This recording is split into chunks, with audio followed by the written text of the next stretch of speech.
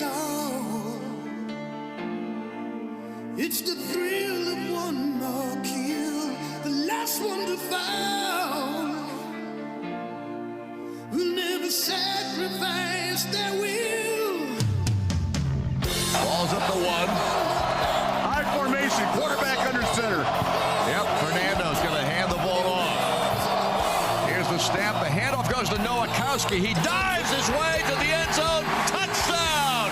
Indiana scores and takes the lead at 9-0. Back to do the putty is Dylan Joyce. Back around his own 2 to take the snap. And it's back to him. And the punt is on. Oh, it's blocked! Oh, that's Indiana huge. blocks it. It is picked up. Touchdown, Indiana! Isaiah Jones! And Indiana comes up with a tremendous play, but Kyle Kamara got the block on the kick. Mendoza ready to take the snap. He takes it. He looks. He throws the football. And he runs it. No, he runs it. And he ties for the end zone. Does he get it in? Touchdown! Fernando Mendoza runs the football and scores. Here's the snapback. Beck looks, throws it down the field, and it is intercepted by Indiana. Wow, what a play! And it is Jamari Sharp who comes up with a pick.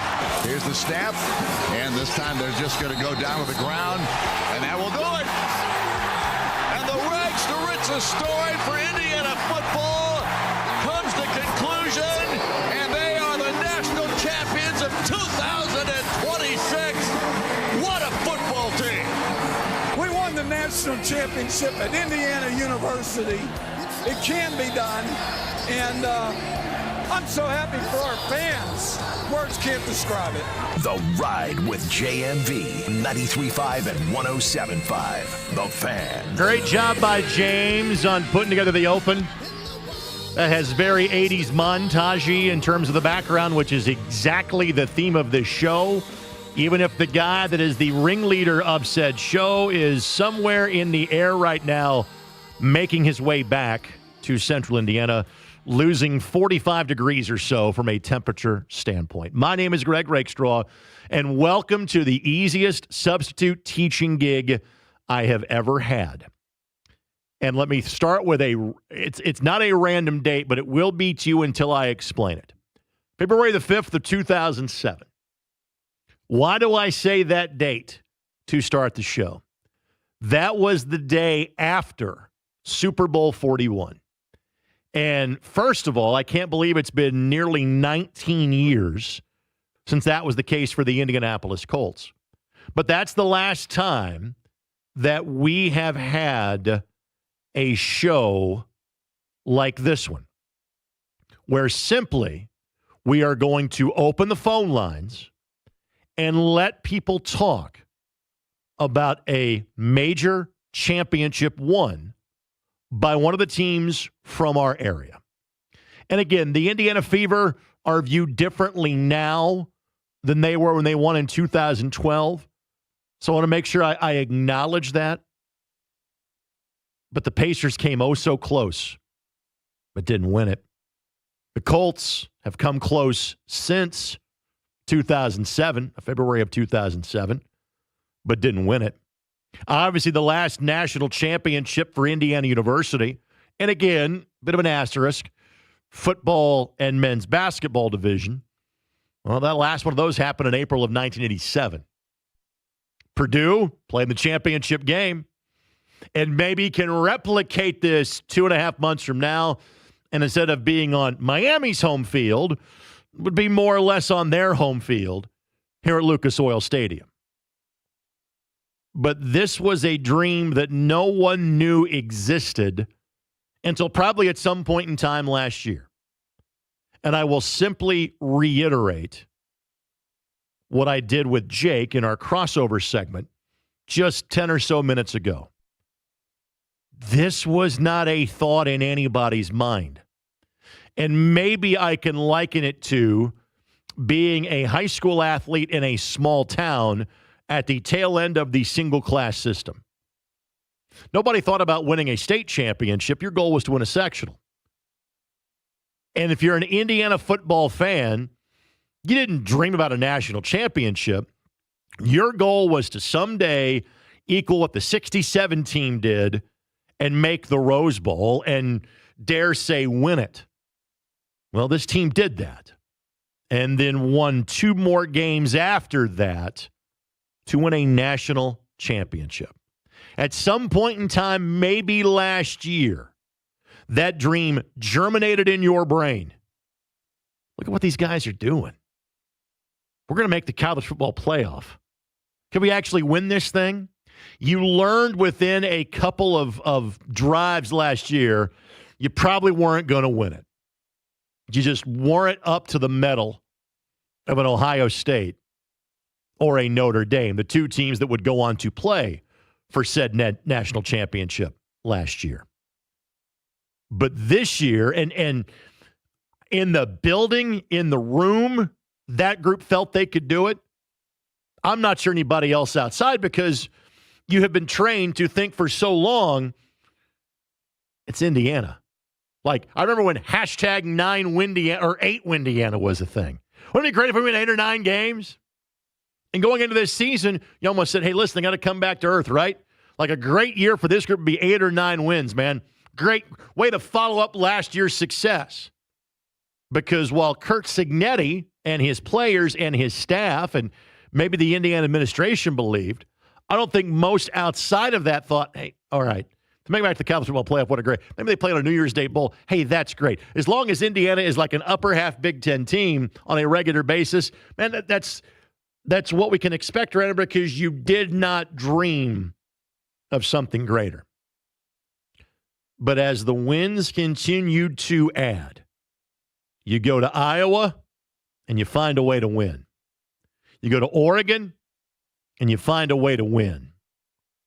You go to Penn State, again, more so from an historic standpoint, not because of how good they were this year, but in a game where you did not play well. You can say that about the Iowa and Oregon games too. This group found a way to win. And then it got to the ultimate bully in your league in Ohio State. And it should not be lost on you, although I don't think this was the level of message being, maybe the message being sent was the same, but the dirty hit part of it was not from last night's game against Miami. The Caden Curry hit from Ohio State very early in the contest to send the message. Fernando Mendoza missed a play and went right back at it. But Indiana State out-physicaled Ohio State. Again, another, we say a lot of sentences you never thought you would associate with Indiana University football, and that's where we are now in January of 2026. We just kept saying them on a week-by-week basis, like 5 times in the last 2 years. This has been the biggest game in the history of Indiana football. Obviously, last night's was that game. But you out-physicaled Ohio State to be the number 1 seed going into the college football playoff. But then you worry because you see what happened to the 4 teams that had the bye last year. And you saw what happened to other teams that had the bye before Indiana played. And they just completely went BTA to Alabama. To Ala-freaking-Bama. Whipped them from pillar to post. And then 8 days later, it was, well, here's Oregon, whom, yes, you won in Eugene, but Oregon at least has played you and has an idea of what to expect. Maybe that makes it a closer game the second time around. And it wasn't. It was 42-7 at the middle of the third quarter of that game 11 days ago, a week ago on Friday.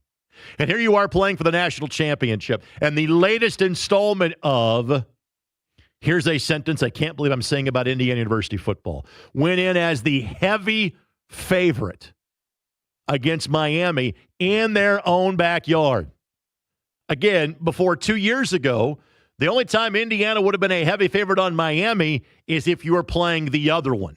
I know the folks in Oxford, Ohio love referred to as the other one, and their men's basketball team's undefeated, and it's a great academic institution, but you get the idea. When it comes to college football, you meet the cradle of coaches all you want to, you're the other Miami. And credit to that Miami, as in the U, they gave Indiana everything they could handle. Indiana got out in front, could never land the knockout blow. The Hurricanes never went away, and the Hurricanes did some things against Indiana that, frankly, they had not seen or dealt with kind of constantly throughout the game the way that they did last night. But Indiana found a way. And I'll reference a Facebook post from one of our colleagues here inside of the Radio 1 building. Literally saw him as I walked into the room to host this show today, and Jason Hammer. He put that on Facebook yesterday, how close our sports teams have been. Again, we have not done a show like this in 19 years. They've been close. Lost Super Bowl 44. Lost in the AFC Championship game. Lost in Game 7 of the NBA Finals. Lost to UConn 2 years ago in the national championship game. Close. And frankly, I'm not one to agonize, or I guess maybe minimalize is the best way to say it. If you've had 3 to 4 to 5 great months talking about a team, but the end doesn't go the way you want to, I still try to appreciate the fact that, man, this is a great ride for 3 weeks, 4 weeks, 5 weeks, 6 weeks, whatever the case may be. But it is very nice. It is awesome. It is beyond awesome to not have to do the yeah, but conversation the next day. Hey, that was great, but let's cancel the parade, shall we? So I will give you a personal example of that. I watched Game 7 of the NBA Finals last year from like the family's preferred rental vacation home in southwestern Michigan. It's kind of like literally me and the missus were looking it up yesterday, what its availability were. Can we sneak away with the kids at some point in time, late June or July? And I'm like, the FOMO, the fear of missing out, hit me. My God, we're gonna have an NBA championship parade, and 500,000 folks are gonna come to downtown Indianapolis. Don't have to worry about missing that because of the way that Game 7 played out. It's nice not to have that conversation today. There's no yeah, but attached to this. You can cue up the Queen, we are the champions. You can be Fernando Mendoza, the national flippin' champions. But there's no excuses. To use the Tony Dungy locker room sign, no excuses, no explanations. This is your national championship football team, the Indiana Hoosiers. In what world are we living in? Well, apparently this one. Because Indiana are the national champions of college football. And because of that, I mean, there's a lot of intelligent people we could have on the program to talk about this today. And I'm assuming we're going to have dozens of them that call the show. But I'm going to run a play from my playbook from when I was doing this on a daily basis, which I can't believe was also 17 years ago when I was a daily talk show host. Obviously, I do a lot of different things on the Fan, Colts postgame show, et cetera, et cetera. But it's been since May of 2009 that I did a daily talk show. And I was fortunate enough that my 9 years of doing that coincided with the heyday of Peyton Manning, where you had 12-win seasons every year. And your expectation was to play deep into January every year. And nobody cared about it because that was kind of at the beginning of the lost years of the Pacers after the brawl 06, 07, and after Reggie obviously had retired. But we literally just opened the phone lines, and that was probably right as Facebook was starting and pre-Twitter and pre-social media, just the very early stages of it. So you've got different ways in which you can communicate with me. The phone lines are open now, and they are going to be open for the entirety of the show. Now, James, you may have to get in my ear because the call screener is not working exactly just yet. 317-239-1070 is the telephone number. If you want to talk about last night's game, great. If you want to talk about this season for the Indiana Hoosiers. Great. If you were at the game, even better. I want to talk to you about your experience, the atmosphere, what it was like to be there, etc. Or if you simply want to talk about your years of being an Indiana fan, because we all have that person right now in the front of our minds that we are thinking, this is the person that we would almost kind of look down upon because they were an Indiana University football fan. I mean, let's face it, 30 years ago, what was the most common fandom to have in the state of Indiana? You were a Notre Dame football fan and you were an IU basketball fan. That way your team was good in the fall and your team was great in the winter. There were more people at Dunn Meadow in the tailgate than were actually in the stadium. And obviously there are different photos that are making their way around the interwebs in terms of just how quick of a turnaround this is. I think of Connor Onion, very talented young broadcaster, had the Akron IU game 2 years ago. Yeah, the multiple overtimes to beat the Akron Zips in Tom Allen's last year, and the stadium is maybe 20% full.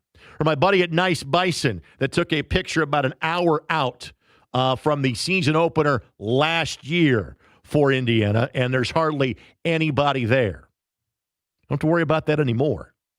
That is now a thing in the past. That person that there's multiples I could think of in terms of the true blue Indiana University fans. I'm trying to name one that maybe you would not know. My buddy Justin Eckenbarker. Justin works up at my friends at Mulberry Telecommunications. In the early days of what I do with the ISC Sports Network, Justin was one of our lead camera guys. We call him Deuce. And he always wanted to talk more IU football than basketball. I mean, if the Indiana-Oregon crowd last week was 95-5 in favor of Indiana, then most of the time, if you ask Indiana University fans, are you a bigger fan of basketball or football? The answer would be basketball, 95-5. That would be the margin there. Not now. Not at all. Because you brought in somebody who was crazy enough to think, I can win here. And he pulled it off. Can you imagine that if you're going to talk as much smack as Curt Signetti did 25 months ago, to walk into Assembly Hall and go, Purdue sucks, but so too do Ohio State and Michigan. In the last 2 years, you've now beaten those two teams that, oh, by the way, have won the last two national championships. And I forget where I saw this from last night, or what the immediate source of it was basically like somebody drawing a line that says, here is where the last three national champions are from Columbus, Ohio, Ann Arbor, Michigan, and now Bloomington, Indiana. And it's almost like, for years, it was the Big Two and the rest of the Big Ten. And Indiana was a speed bump for those two. Like for many years, a lot of other programs were in the Big Ten. I mean, not necessarily the case now with 18 teams and Penn State, et cetera. But Ohio State and Michigan would simply plan on coming here every other year, knowing they'd be having access to half the tickets, would leave with a 41-10 win. And now, when Ohio State and Michigan reference Indiana, it's, hey, welcome to the club. Thanks for flying the Big Ten banner with us and for us. By the way, the schedule has not completely leaked out yet, but I did see this on Twitter earlier. Ohio State in Bloomington, October the 17th. So make your plans accordingly.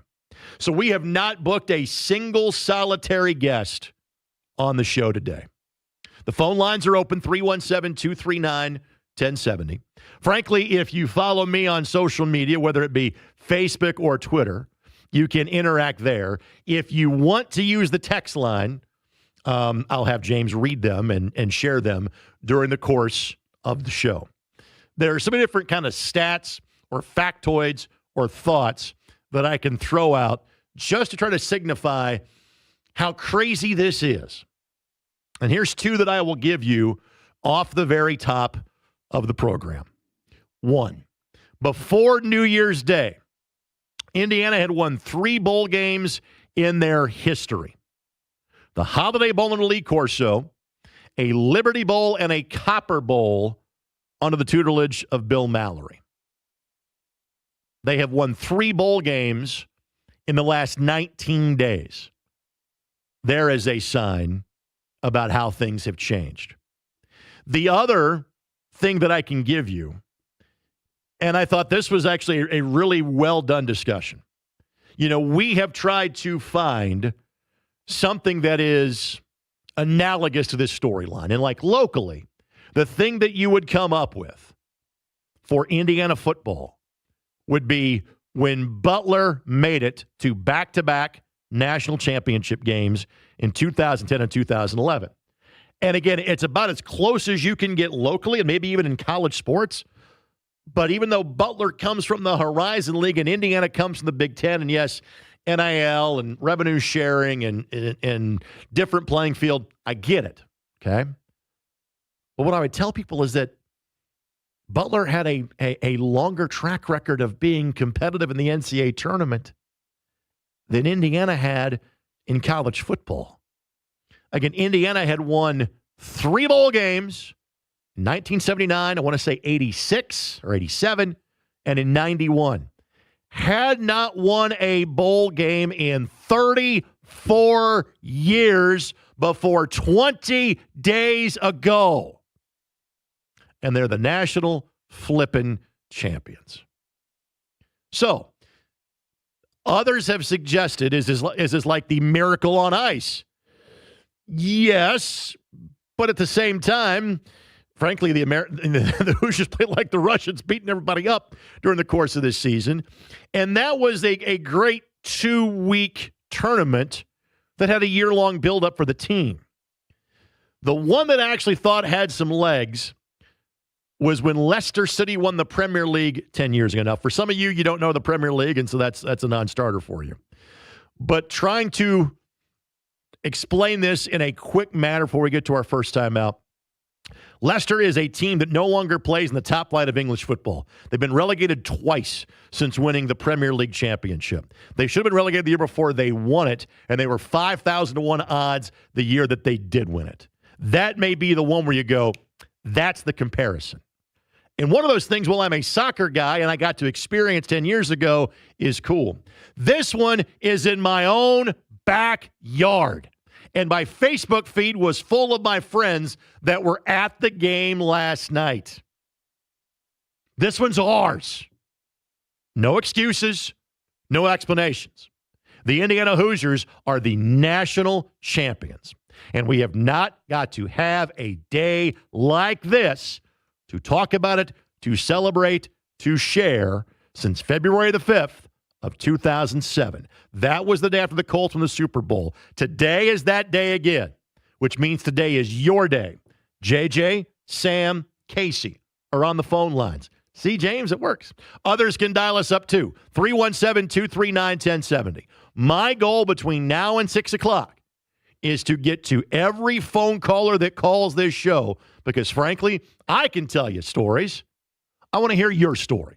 I want to hear your thoughts about the game. I want to hear about your IU fandom. I want to hear about the family members you used to go to games with. That's what I want to hear today. We have a national champ to talk about it. So let's do that. Let's talk about it. 317-239-1070, at Greg Rakestraw on Twitter. And as I tell my friends, if you know the bat phone, as I wave my cell phone towards the camera, for those of you watching in the YouTube lounge, just simply text me and I'll read that as well. Your phone calls, and we'll repeat for the rest of the afternoon on 93.5 and 107.5 The Fan.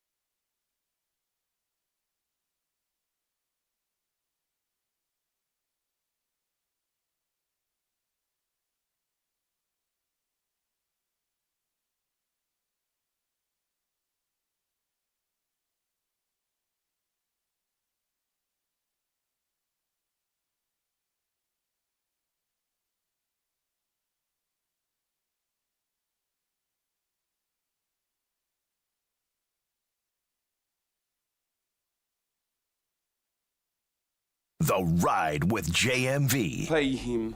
Pay that man his money. 93.5 and 107.5. The Fan.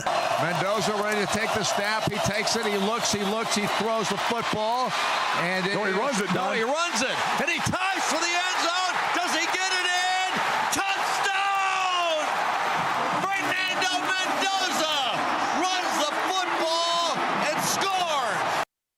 That is your Heisman moment after having already won the Heisman 6 weeks earlier. What that moment was capping off what we already thought was going to happen, and that guy is going to be the number one pick in the draft. By the way, I think he would become the sixth player to be the first pick in the draft after having won the Heisman, after having won the national championship since basically 1942.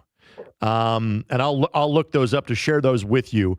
And to be blunt, that is now going to be one of the larger topics of conversation because we will kind of live in this afterglow of last night's national championship win for the Indiana Hoosiers for probably the rest of the week.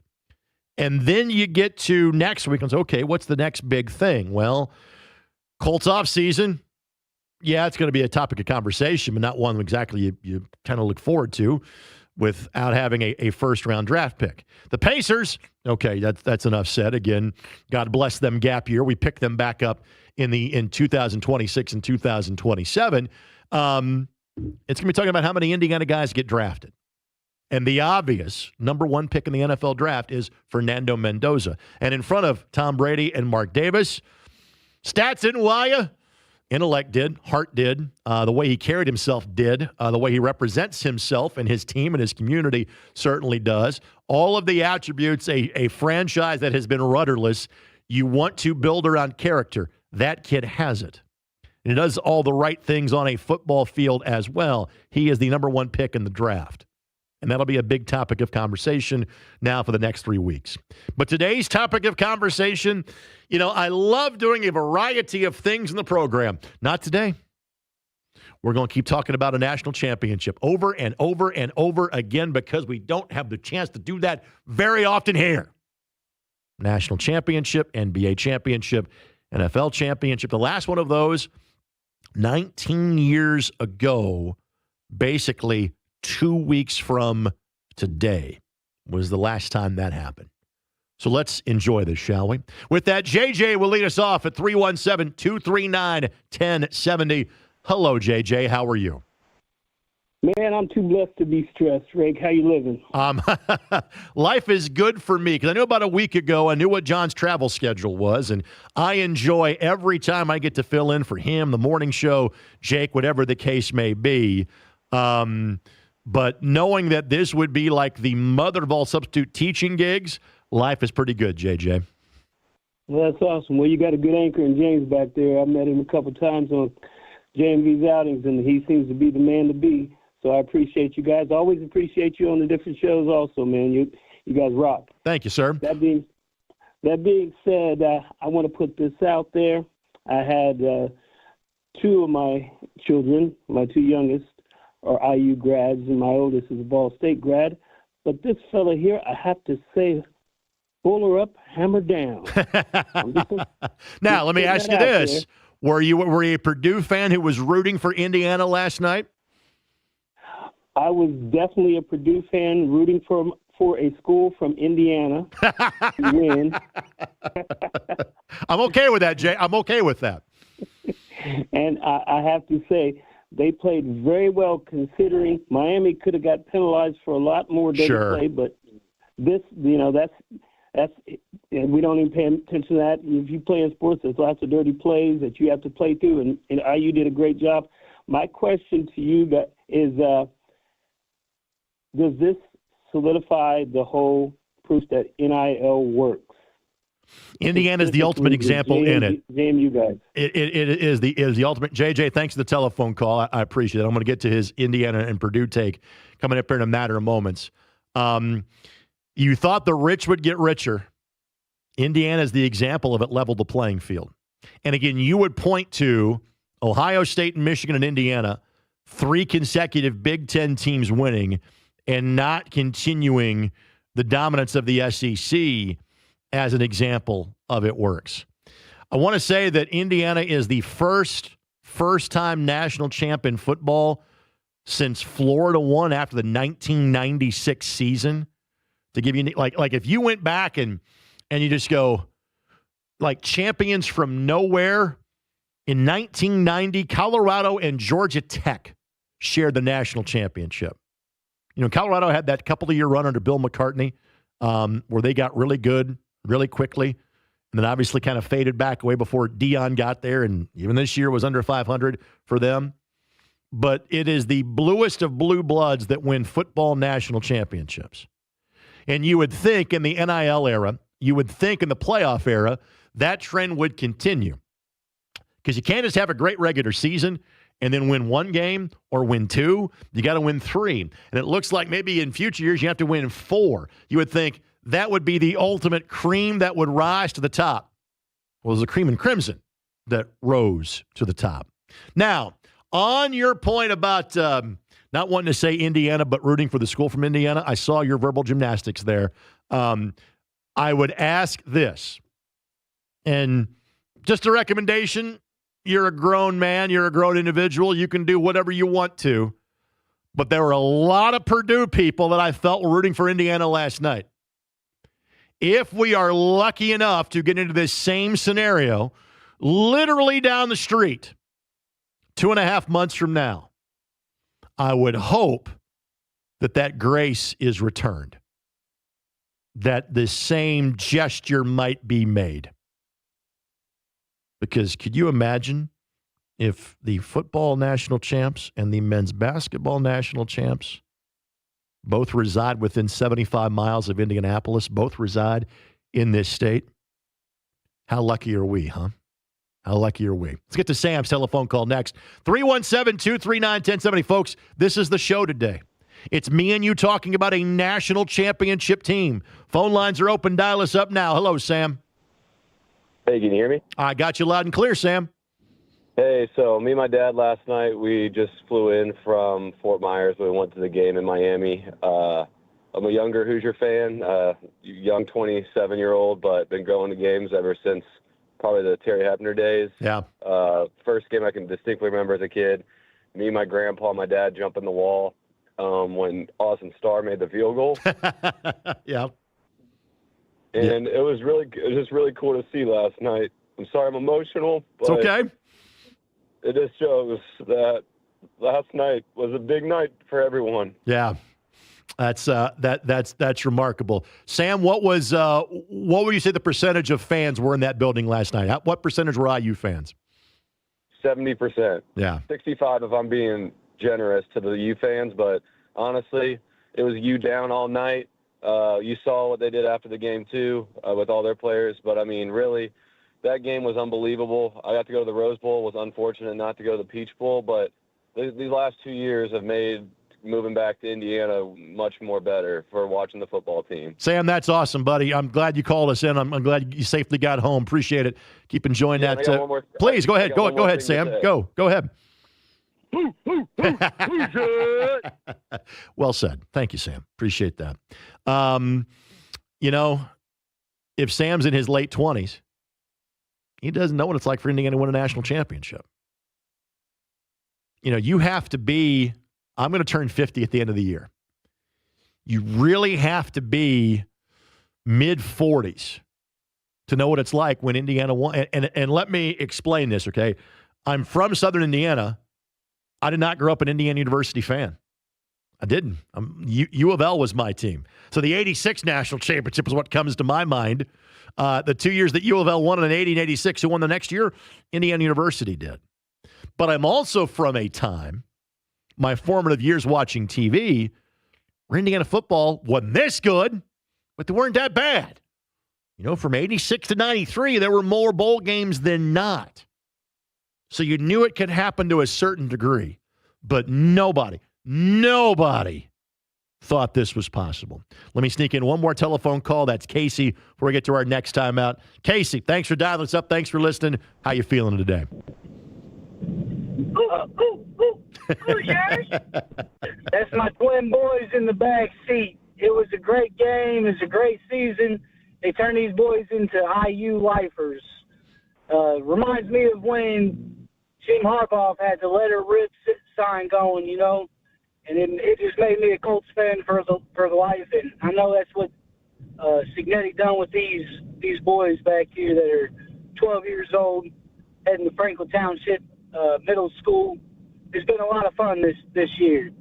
My uncle is a longtime listener and always calls in. He actually got to go hang out with JMV, and JMV invited him. I'm drawing a blank on the guy's name, but the guy that got the punt in the game last night. Yeah, Kamara. Yeah, Kamara, yep.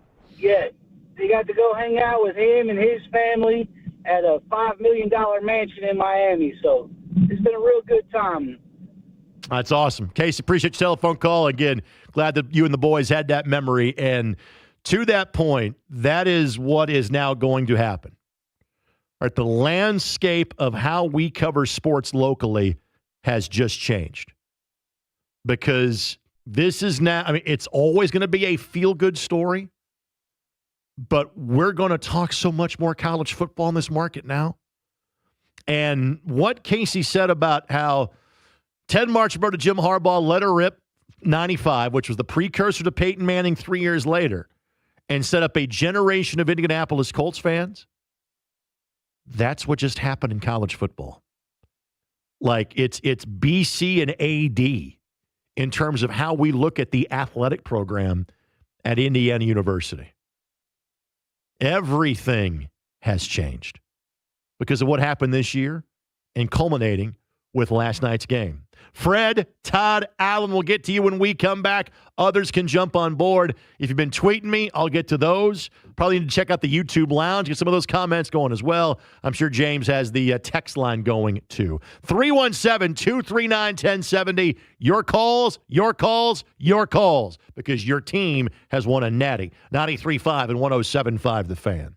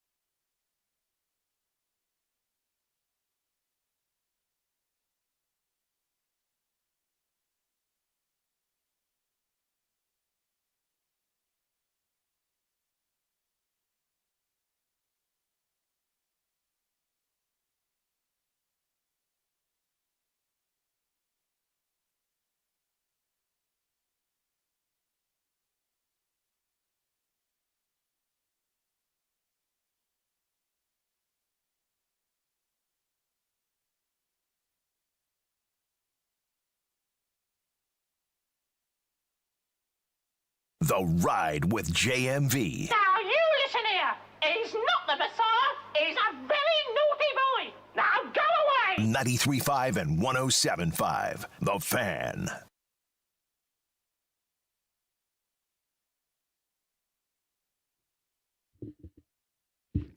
The last night, as I half break a microphone here, still figuring out new stuff around here. Greg Rakestraw in for JMV. I don't think John's going to be back today in terms of this show. I think he'll be back in the area today. If he is, then I will gladly tap out and let him do this since this is his show and not mine. But I always jump at the chance to fill in for John because, A, it's not really having a real job. But B, this is the easiest gig of all time. I mean, seriously, think about this. Most of the time that I am doing a show, I'm the postgame show host, all right? And I love my job. Haven't got to do this show in the 12 years I've done, or I guess the 14 years I've done the postgame show. Get to do that today. Hell of a postgame show we're all having today, right? After you win a national championship, pretty good way to go. 317-239-1070. And when I called John on the final day of the season of the JMV Takeover, going into Thanksgiving weekend, I said, by the way, if you were doing a show on the second Saturday in December the 13th, I'll be calling you and requesting this song. Something in the air. No doubt about it about that kid. National champ, Heisman Trophy winner, upcoming first-round pick by the Las Vegas Raiders. 317-239-1070, at Greg Rakestraw on Twitter. You know, the bat phone, you can text that too. I'm not like Jake Query. I'm not giving out my cell phone. Eventually, one of these days, I probably will, like by accident, but at least on purpose, not doing it. Fred has been on hold the longest. Let's fix that now. Good afternoon, Fred. How we doing? Jake, man, I'm still floating. You should be. Work went by so fast today, man, because I was on cloud nine. But speaking on IU, man, it was for years just seeing IU compete for a quarter or half and then just getting out physical the rest of the game. This year has been so much fun to see IU take it to people from the jump and all the way through to the end of the game. My favorite picture from last night was when they showed Fernando Mendoza's arm. Yeah. We out-physicaled Miami at their own game last night. How many times, Ray, can you say IU has out-physicaled somebody? Until the last 2 years, it didn't happen. Again, to some degree in the Mallory era, but not at that level against that level of competition, Fred, ever. Yes, sir. That's all I got, man. Thank you, Fred. Appreciate you, buddy. Thank you for dialing us up, and your point is spot on. And that will lead me down a couple of tangents here. And that is one of the things why, yes, this is a Cinderella story in the history of Indiana University football. But this is Cinderella with brass knucks. This is Cinderella with a metal chair who just tries to bludgeon you. That is what Indiana did. The word that I use the most this year is mauled people. They didn't do it last night because, again, you can be upset with somehow the Miami players after the game. You can be upset with a couple of cheap shots maybe during the game. But Miami at least matched the physicality that Indiana had. And, yeah, man, Fernando's got some war wounds from last night. But as the kid showed all season, he's tough. And as Curt Signetti, I'm going to paraphrase him here, basically said, he may come across as a choir boy, but he's got some dog in him. And that's what you saw. When the chips are down, the dude is a competitor. And so one thing that has struck me about this, and this was probably something that maybe took place, I want to say 6, 7, 8 years ago. I think it was pre-COVID. But this goes back to Fred Glass when he was the director of athletics at Indiana University. He did a great job of advancing the ball forward. And there's been a lot of social media chatter in terms of, hey, let's acknowledge Lee Corso and Bill Mallory and Cam Cameron and Jerry Donardo and the late Terry Hepner and Bill Lynch and Kevin Wilson and Tom Allen because they all advanced the ball. And you say the same thing for Fred. But I remember having a conversation on one of these shows when I'm filling in and at the old studios 11 blocks down the street. And I said, at some point in time, we'll stop talking about the uniform combination. We'll stop talking about what helmets they're wearing. We'll stop talking about the giant flag in the corner of the field. And we'll actually just talk about this team winning.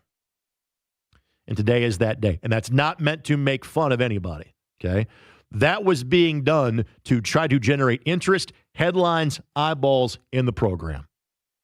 That's what you had to do until you started winning at this level, which I'm not sure folks thought was actually going to happen.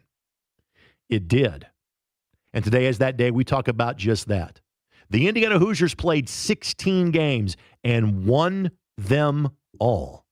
They beat Oregon twice. They beat Ohio State once. They beat Iowa once. They beat Penn State once. They beat Alabama like nobody beats Alabama. And they beat the U in their own home stadium, by the way, with Indiana having 2/3 of the fans.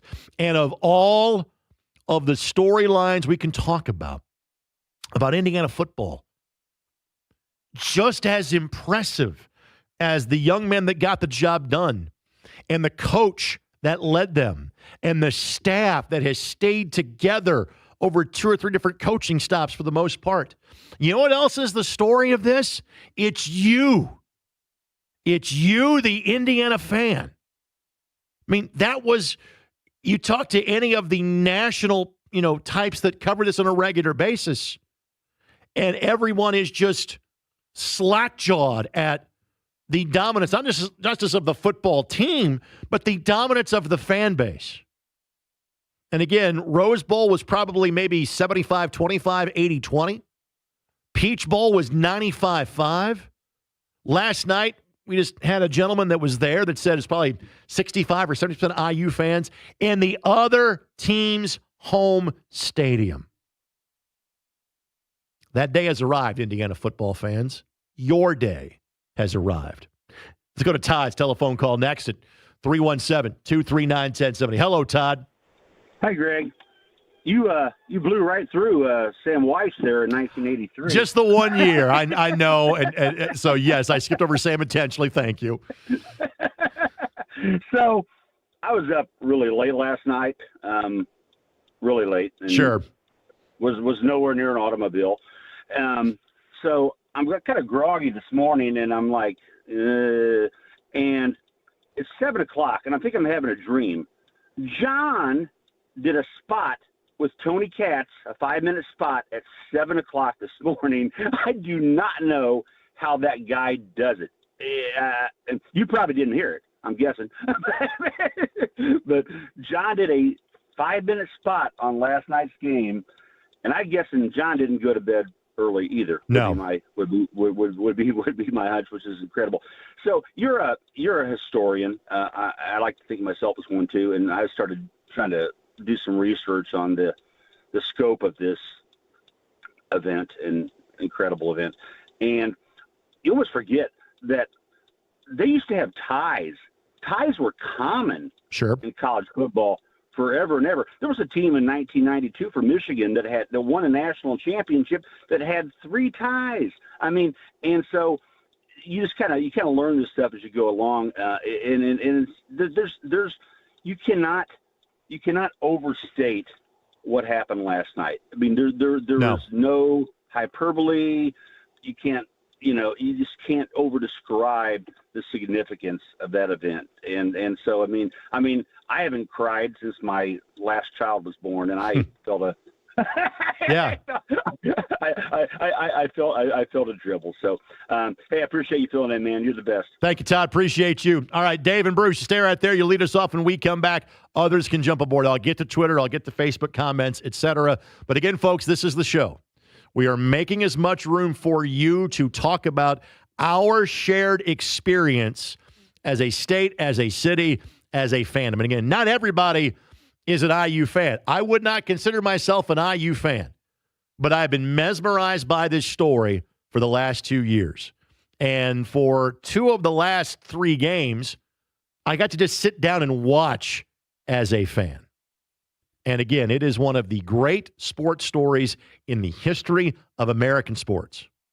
The program that was an afterthought, that was a warm-up act to the basketball team for the majority of its existence, just won the most games without a loss in a major college football season since 1894, as if you know their qualifier for being national champions.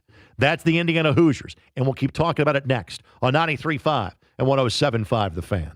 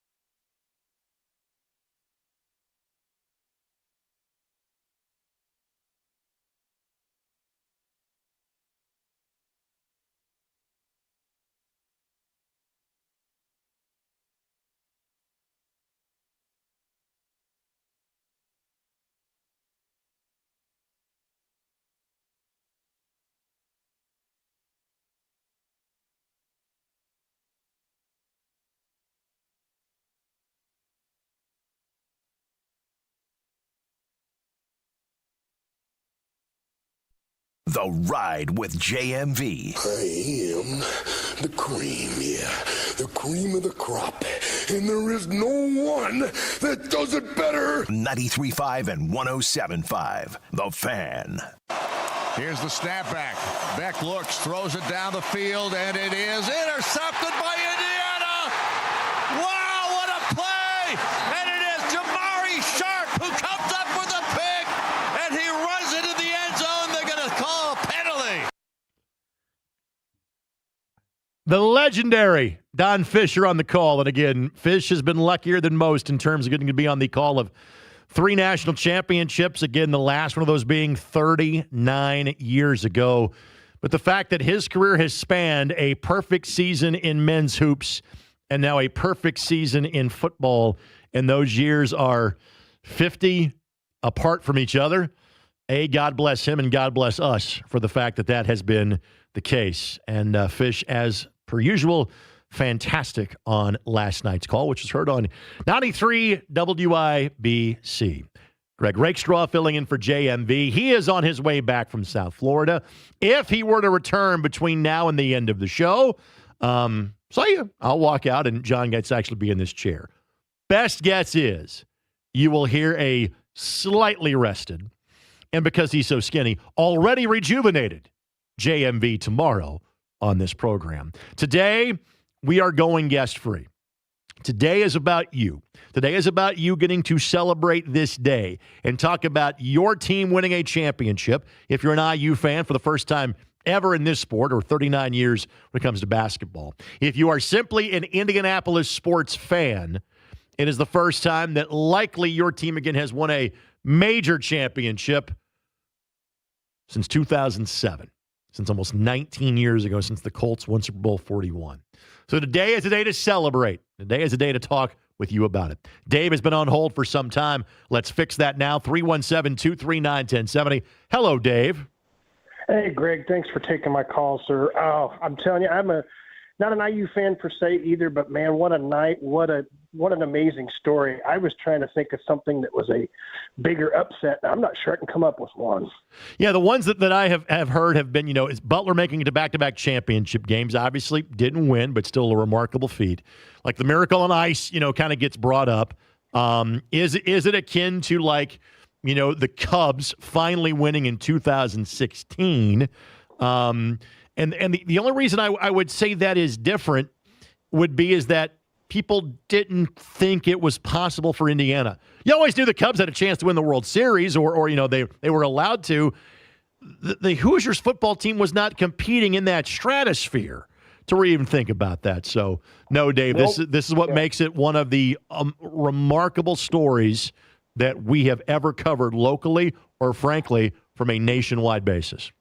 Well, the only two I think of now that and I won't keep long because I know you got a lot of people. Take your time. Take your time, Dave. The 83 NC State team with 10 losses is one, and maybe the Milan Miracle. But wow, it's a top 5 story, and I'm so happy for those kids.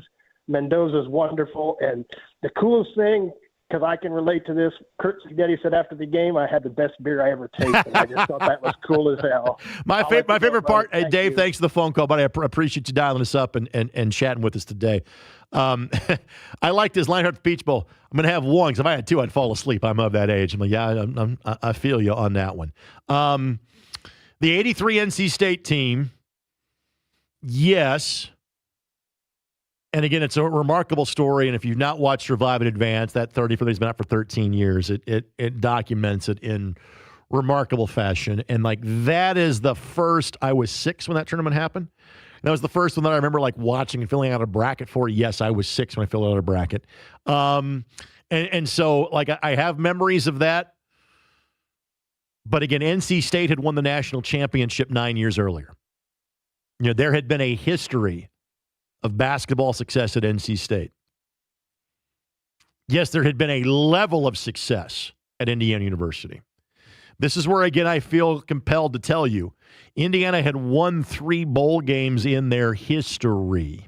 3 before January the 1st. They've won 3, counting the national championship, in the last 19 days of the season. Again, the losingest major college football program heading into this year just won a national championship. There are things that might be close. I'm not sure there is anything that compares to this. Let's get to Bruce's telephone call next, 317-239-1070. Your phone calls all day long. Hello, Bruce. Hi, Greg. How's it going? It's going quite well, Bruce. How are you doing? I just want to say that I'm not native to Indiana, but I've been here since '84. And you guys, you and Don and Bob Lovell, introduced me to Indiana sports and high school sports in particular. And I just want to say I thought about you guys and how great it is for you guys to have this moment in Indiana sports to talk about.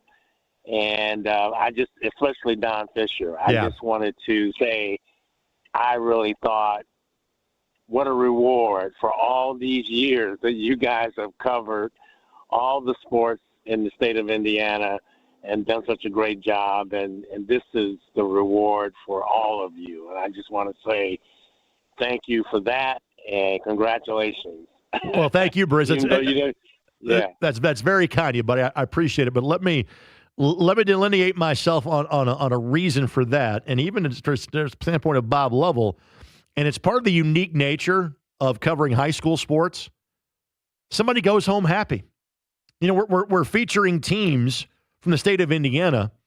I get the luxury of having a fan base, and it's a different fan base every year. Some repeat more than others. But somebody, hears my voice or sees me and goes, that reminded me of my time that my team won a championship. That is the joy you get to have when you kind of cover things locally or from a statewide basis. When you are the voice of a team, the way that Fish has been for half of a century, man, the highs are extremely high. But the lows, we mentioned the fact that Indiana was the losingest major college football program. I'm not trying to beat that into the ground. A lot of those games are called by Don Fisher. You've had a lot of Saturdays where what you have had to describe has not been fun. So, first of all, Bruce, thank you for the kind words towards me, all right?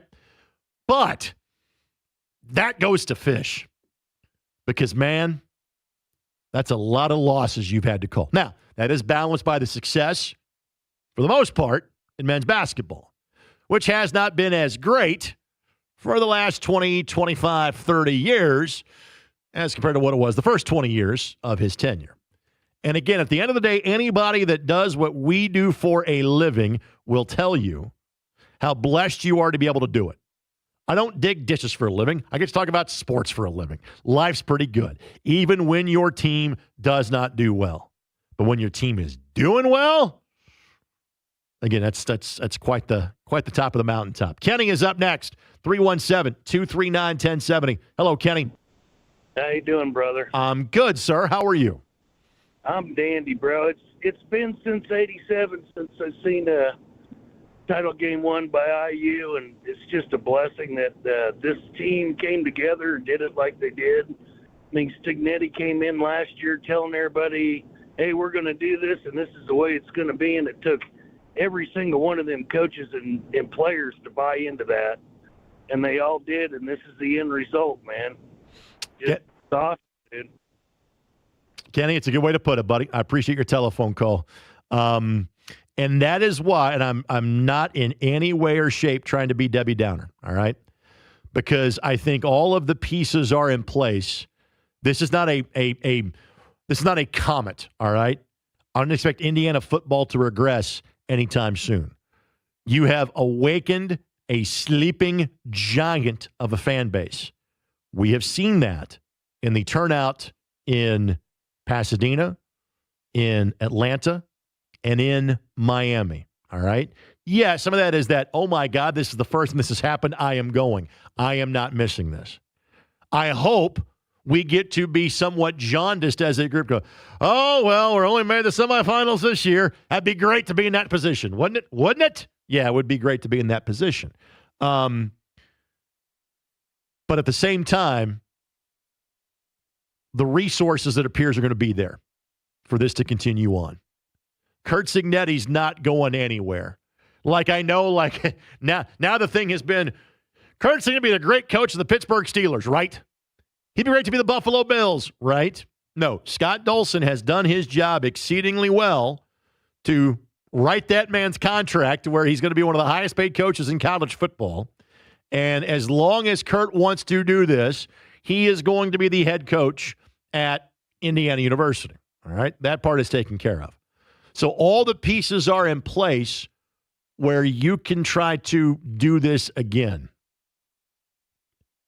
But now, and I want to go back to what our last caller just said. Coaches bought in, players bought in. And Curt was able to bring this remarkable group from JMU, both coaches and players, with him. And a lot of those guys just played their last college football game. And so, yes, Indiana now has the ability, has both the dollar signs behind them and the name recognition that, much like Fernando Mendoza said, that's where I want to be. The kid from TCU, the Hoover kid, has said that. The receiver from Michigan State has said that. Other key transfers have said that. But we also have to acknowledge it's a pretty special group of young men that has played for this team the last couple of years. And just because you have the resources and the intellect to bring those guys in doesn't mean that the next group will be as talented, will be as committed, will be as team-oriented. You have to thread the needle, hit the nail on the head to be able to do that. Indiana is now as set up as well as any other program in the country to do it. But you are still relying on 20, 21, 22, and 23-year-old men to quickly go, all right, I know I'm good enough to be the guy. And I've got to be the guy when my time is called. But I also have to be a good teammate. And even if everything is set up for that to be the case, doesn't mean it's going to work out that way.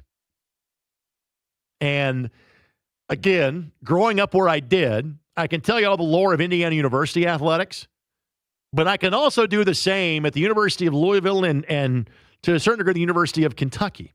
And the reason I bring that up is that, there are certain teams or groups that hold a special place in a fan base's heart. And it's not an apples-to-apples conversation, but there's this group called the Unforgettables, the guys that stayed when Rick Pitino first got the job at the University of Kentucky, that are beloved because they're the ones that set the groundwork in place for what the next 10, 15, 20 years look like. I think that's how Indiana fans feel about the JMU guys, about the guys that came with Coach Signetti and launched what was thought to be an impossible dream that was realized in 25 months of going from, who's this crazy coach that's talking smack about Ohio State and Michigan, to this is the coach that led you to a national championship 25 months later. And all the pieces are in place. It doesn't mean everything's going to hit the way that it did the last year or two. Just some food for thought. Let me get to Joe's telephone call next. 317-239-1070. Hello, Joe. Hey, how you doing? I'm great, sir. How are you? I believe I got a couple of things. First is when you were talking about other events that were comparable, you're forgetting. I think it was in '79 where the Cutters won the Little 500. There is that too. That was a big so thing. now Indiana leads in college football and in sports movies. We have claimed another championship. Absolutely. But the main thing is, watching the game last night, it was pretty ironic.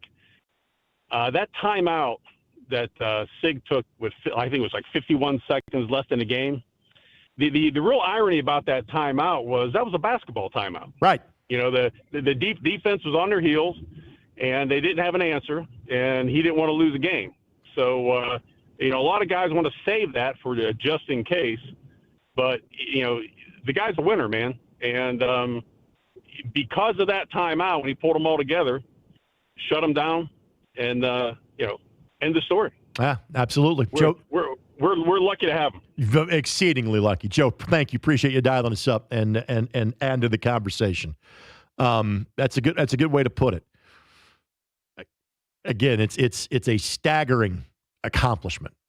A staggering accomplishment that this university, that man, that those kids, those behind the scenes have put together in such a short period of time. Let's get to Bryce's telephone call next. 317-239-1070. Your phone calls all day long on the Fan. Hello, Bryce. Hey, Greg, it's Bryce. I really, it's quite a day. Been quite a 24/48 hours, first of all. And I know this is an IU-geared conversation, but Harrison Mevis, the kicker for the Rams, from Warsaw, where I am from, and he made the game-winning kick, obviously, on Sunday for L.A. And then last night you have the obviously the big win for the Hoosiers. And then tonight, again, I know we're IU-geared here, but if I may, a little high school girls basketball note, the Warsaw Lady Tigers are hosting the Homestead Spartans tonight, Rod Parker's group. That's going to be a big win, as I know you covered the Hall of Fame Classic with the ladies. And it's been quite a year for our girls, but now for an IU thought here, it's really, really impressive. I don't think impressive is says enough justice about the job that SIG has done. I think it's absolutely incredible.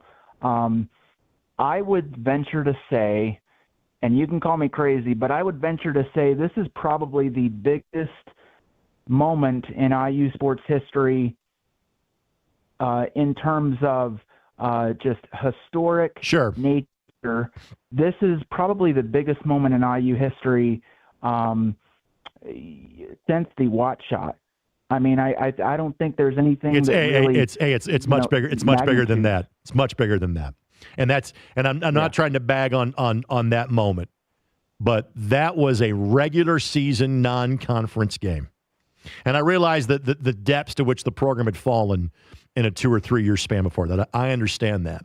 But this trumps that by a factor of 10 to 100 to win a football national championship at a school where you have had no sustained success at anywhere close to a national championship level. Something we thought we'd never see. Right, exactly. Sure. Not even part of the conversation. Bryce, thank you. Appreciate it. And bringing up Harrison Mevis, and I'm always down for a good thicker kicker reference. I'll go back to caring about the NFL playoffs later this week. Frankly, today I don't care. But bringing up Harrison does bring up the fact that let's acknowledge the job that Omar Cooper did last night. In terms of the guys that you saw play in the game, probably Omar being LN, and obviously I covered a lot of Omar's games, both football and basketball at Lawrence North. Zen Mahalski being from Floyd Central along the offensive line comes to mind. I'm sure Utzinger got in from Cathedral, had some reps on at linebacker, maybe on some special team stuff. I'm sure I'm overlooking a player or two from the Hoosier State. I would randomly see guys like I would see Maverick Geske, one of the backup quarterbacks from Rebuff that was in uniform. Let's like, yep, covered him, and obviously know his dad from being the head coach at Rebuff High School. But Omar Cooper, I thought, was fantastic last night. And when you win a team championship, you tend not to be overly, you'll worry about the individual performances if you lose. You tend not to worry about them when you win. You just talk about the overarching wonderful feeling of winning a championship. I thought Omar was great last night. And obviously Charlie Becker was tremendous as well. Charlie B. from Tennessee got the job done. Again, an amazing night. And amazing that we get to have this conversation in talking about it. Again, Greg Rakestraw in for JMV. John, if he's not back today, then simply he'll be back tomorrow on the program. And you get to have this conversation all over again with him. If you were at the game last night, I'd love to hear from you. But if not, you want to call, that's fine too. talk about last night's game, talk about what this means for the program, and the example that I gave last hour, like this is the line of demarcation. There was the program before last night, and now there is the program after last night, because from now until the end of time, the Indiana Hoosiers are amongst the teams that have won a football national championship. Indiana doesn't get to be the underdog ever again. It doesn't work that way, okay? You are now in the Blue Bloods. You are now amongst the elite of the elite. You're not going to win a national championship every year, but you now have proven it can be done here. And now let's see, we talked about this effect, the Butler effect. My friend wrote a book called The Cinderella Effect. It's kind of a different meaning, that being Graham Honecker about Butler. But now how many other places go, well, if they're doing it in Bloomington, why can't we do that here? And it's possible. But again, you so have to get the hires right. And clearly Indiana did that. Let's get to John's telephone call before I get to our next time out. Hello, John. How you doing? I'm great, Greg. How are you? I'm good, sir. Was at the game last night with my sons who began their love with IU football at age 9 and 12. They're now 34 and 31. And two good friends. Greg, this victory is for the people who never gave up faith, right, and went to those games and stayed in the game, went back in at halftime. Yep. And watched the student section empty out and be gone by the start of the third quarter. Right. That's who this is for. And those were the people that were in Miami, and those are the people that were misty-eyed and shedding tears. Oh, sure. Absolutely.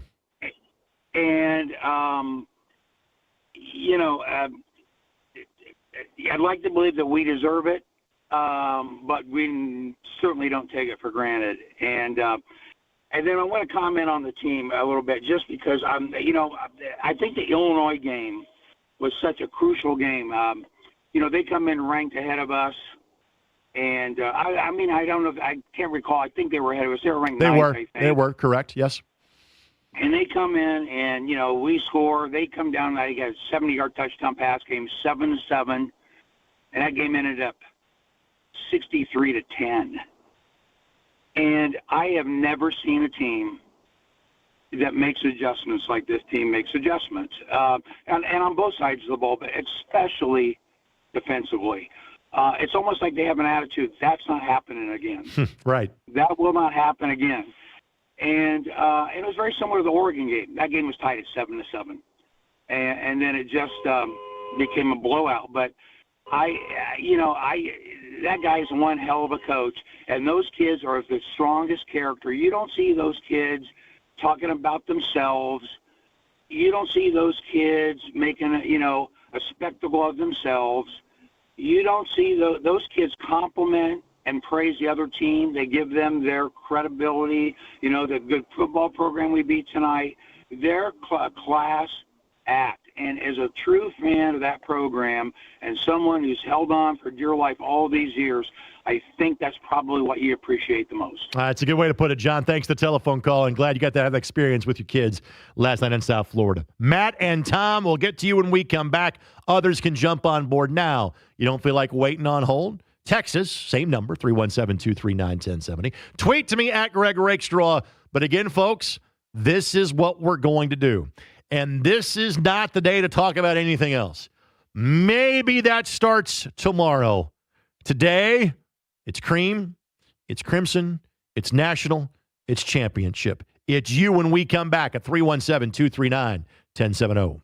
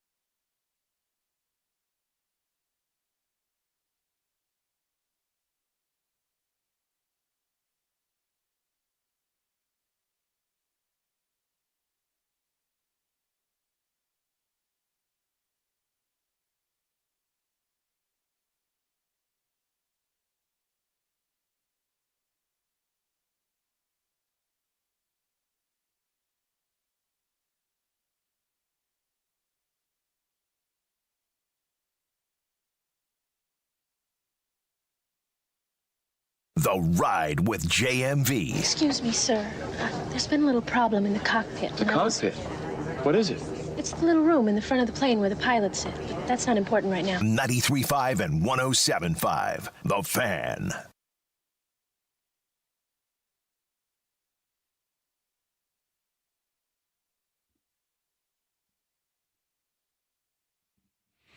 You know, I started thinking about this a couple of days ago. If I want to be in this seat on this day, what can we do to maybe kind of change things up, mix up a little bit?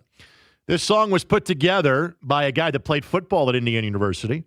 That would be Justin Smith, that played at Warren Central, had a cup of coffee in the National Football League, has a Super Bowl ring from his days at the Tampa Bay Buccaneers. But this is him putting that song together.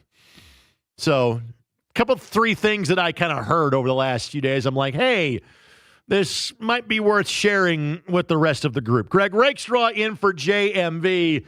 It is a day unlike one we have had, well, to be precise, in 19 years. The reason I use that window is that was the last Colts Super Bowl championship, and I remember doing the show on the old ESPN 950 back in the day, and we literally just opened it up for phone lines and said, we have waited for a moment like this in Indianapolis because the time still is. First NBA or NFL championship won by a team from our town. And I put a men's basketball. If we have a women's basketball, I think that would happen. I think the Fever title will be viewed differently now. Or if Purdue were to pull this off 2.5 months from now, I think we would feel the exact same way. And so knowing I was filling in for John today, his flight should be getting back, we hope, to Indianapolis at some point in time this afternoon. I just wanted to open up and hear from you. Just wanted to give you the chance to tell your story as an IU fan. And what we have learned was that there was probably more of a passion for football from I wouldn't say dormant fan base, but a fan base that didn't have reasons to get excited or believe. That obviously now has the ultimate reason to believe. And so that's what we have done for the last 90 minutes. I think because of programming-wise, I think I have to be done at like 5:40 or so this afternoon. That's what we'll do for the next 70 minutes. And there'll be plenty of time to dissect this with those that were at the game, have covered this team, have covered college football, players on the team, former players, etc. And heck, I've got some former players at IU that are friends of mine that might be listening, and you are welcome to call the show as well if you would like. But I wanted to make today about you. And like I said a couple of segments ago, you are a big part of the story. Because this isn't just, wow, look at this football team and they dominated Alabama. And look at this football team and they dominated Oregon. They didn't dominate last night, but they won against a team that came close to matching their physicality in Miami. But where Indiana dominated even more than on the field was in the stands. And that has been the overwhelming reaction from those national media types that are at these events every year when they go, I have not seen anything like this. So, Indiana fans, you've earned this on multiple levels. But the way that you showed up and showed out for your football team at the Big Ten Championship game, at the Rose Bowl, at the Peach Bowl, the National Championship game, you have earned this day to crow about it. Matt is up first at 317-239-1070. Hello, Matt. Greg Rakestraw, the Lanesville legend of tennis. It is a pleasure to have your old friend, Matt Uhl, the former Colts PR intern. Oh, my goodness. All right, now, Matt is legit IU football through and through. So I know, first of all, it's great to hear your voice. Second, I can't imagine what this has been like for you. How are you feeling today? Greg, I'm driving up from my wife and I visited the Keys today to just celebrate being at the game last night, and she was in tears. I just kept saying, I can't believe it. My God. to be in that same stadium where Peyton won his title, like you said. And just to give your listeners the backstory that we're both happy about talking to each other. At one point, you and I were on cell phones trying to get players to get interviews with the radio station earlier in both of our careers at Rose Holman, and talking about, and I remember talking to Don Fisher on a preseason game in New Orleans about the quarterback situation with Jabron Hamden and Tommy Jones. and we were in New Orleans getting ready to do this preseason game where the Saints just absolutely smoked us for some reason. But anyways, regardless, later on that next year, I interned at IU, and I had to call into the Jerry DiNardo radio show because no one wanted to call to ask Jerry a question. And his wife kept going on that whole season about our press box needs to be bigger. We go from there, and a wonderful, wonderful article that was written in the Star yesterday by Dana Bimbo about Pat Knight's perspective with his dad and how elated Coach Knight would have been. I think two big meta things looking at this. One is success is a choice by a university.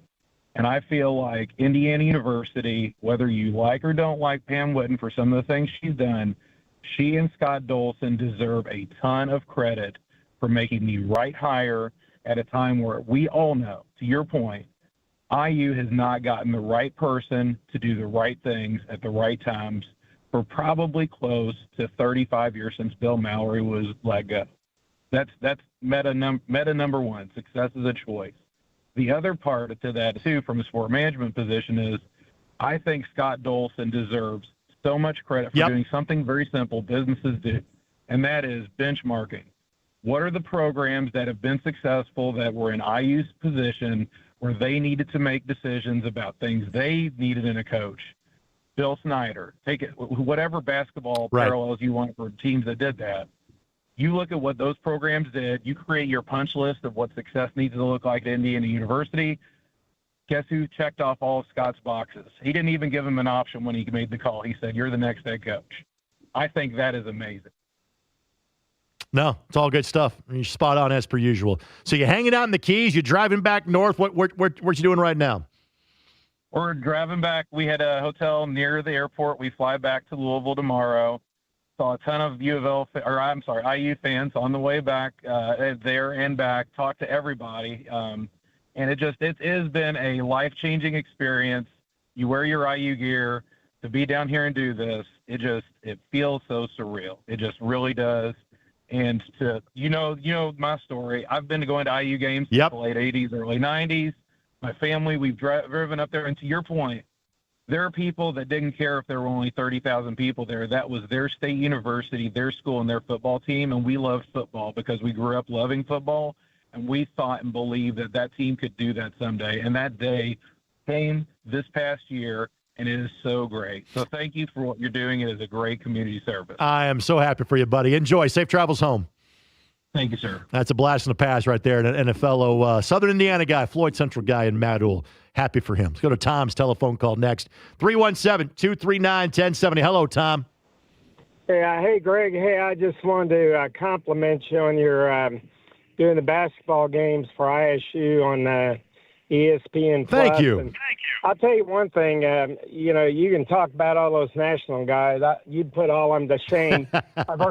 I've heard you do baseball games, basketball. You're knowledgeable and fair, and a lot of those people need to listen to you call a game. Hey, I want to tell you, it's interesting how you mentioned the Cinderella factor a few minutes ago. I was over in Terre Haute a couple days ago, and I was talking to a couple people over there that actually went to IU. They brought up a good point. Look at the James Madison players that were on that team, and the fact that IU, actually went to a smaller school to get their head coach, where that they, were not looking to the glam and glitter of, the big, the other big schools that potentially had assistant coaches. And so just that alone, the fact that Dolson, had the, I don't know if you want to call it test of fortitude or whatever, the knowledge, but to go out and hire a coach like that. And, they were talking too about, you kind of wonder, because IU was the underdog, going in and all the way throughout. It's like people didn't want them, they wanted them to lose, but they were talking too, and I never really thought about this. What's your opinion if IU had lost that game to Ohio State? Where would they have been? They would have still been in the playoffs, but they were saying probably fifth or sixth. No. Ohio State, they just dropped one. Correct. They went to two, and they were just wondering what type of respect they would have had for IU if they'd have lost that game. The ultimate hypothetical, Tom, I think they would have been like the third or fourth seed. In other words, I think they would have docked them, but they still had done enough because, again, you had road wins at Oregon, road win at Iowa.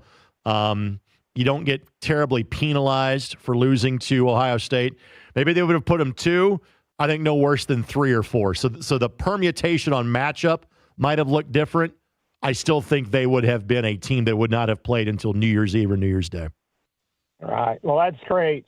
Well, hey, thanks a lot, and I'll keep listening to you. You do a great job. Thank you, Tom. I appreciate you, and thanks for the kind words. I appreciate that. Let me sneak in Grant's telephone call. We're good to our next time out, 317-239-1070. Hello, Grant. Hey, Greg. I was born in 1987, and I always dreamed about winning the championship. Albeit I thought it would be in basketball, right? So I graduated from IU and went to all the home games as a student, and this year's been incredible. And now I've just been doing some reflecting. Now that it's done, it's like what do you do now? You go to work the next day like everybody else. It just the journey was something special. That's what they say in life. It's just about the journey, not the destination. So. Man, what a great day to be a Hoosier. It is. And again, go to work every day this week and just bring up the water cooler. Just keep talking about it. That's right. Over. Nobody's predicted he's going to be great all week long. That's okay. Right. And Grant, thanks for the phone call, buddy. I appreciate you. And folks, again, I'm not trying to be Debbie Downer here. It'll never be that cool again. It'll never be the first time. It'll never be the time where everybody and I don't get all fired up about, they were all doubting us. I frankly don't care. I want to know that I have the ability to go out and do something. If I can prove you wrong doing it, great. But my most important thing is, can you go out and do it? And clearly, this Indiana team did. This is wonderful. This is amazing. We're going to talk about this forever. We're going to talk about exclusively this probably for the next several days. Around here. But to Grant's point, there will never be a journey like this one again, because this was the journey about, is this possible? Every journey from this point in time forward like this is doing it again because you can. They will all be wonderful if this happens again. Next year, the year after, 10 years from now, 100 years from now, it'll all be great. But it'll be different because you didn't know if you could pull it off the first time. And you did. They did. Caroline, Eric, you stay right there. Others can jump on board. Back to your telephone calls when we come back. With you until 6, taking your telephone calls till about 5:30 or so. A post-national championship game edition of The Ride without JMV. He's back tomorrow, 93.5 and 107.5 The Fan.